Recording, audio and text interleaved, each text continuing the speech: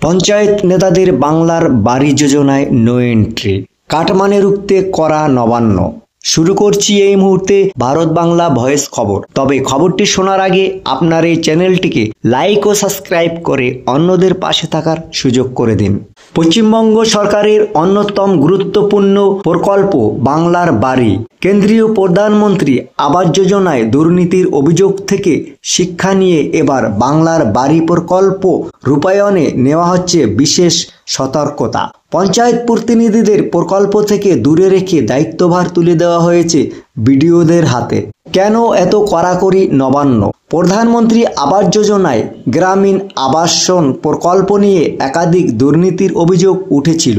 কেন্দ্রীয় গ্রামোন্নয়ন মন্ত্রকের প্রতিনিধিদের রিপোর্টে উঠে এসেছে অনেক ক্ষেত্রে সরকারি টাকা প্রাপকের অ্যাকাউন্টে ঢোকার পরে বাড়ি তৈরি হয়নি। কেউ কেউ টাকা আত্মসাৎ করেছেন।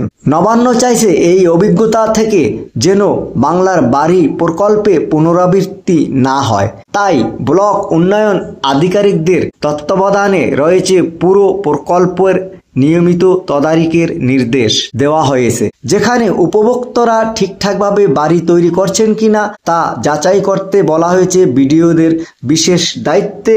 1 নম্বরে বিডিওদের নির্দেশ দেওয়া হয়েছে নিয়মিত ইন্সপেকশন করতে হবে। 2 নম্বরে ঘরের কাজ প্রতিটি পর্যায়ে ছবি তুলে রাখতে হবে।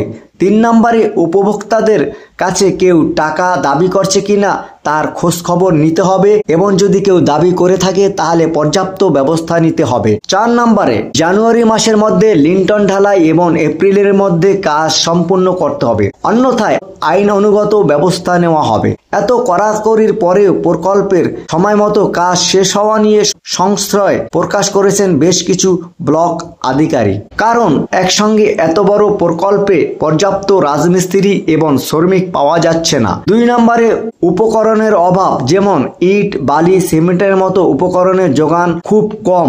পঞ্চায়েতের সদস্যদের সহযোগিতা না পাওয়া, পঞ্চায়েতের সদস্যদের প্রকল্প থেকে বাদ দেওয়ায় তারা সহযোগিতা করতে উৎসাহী নন।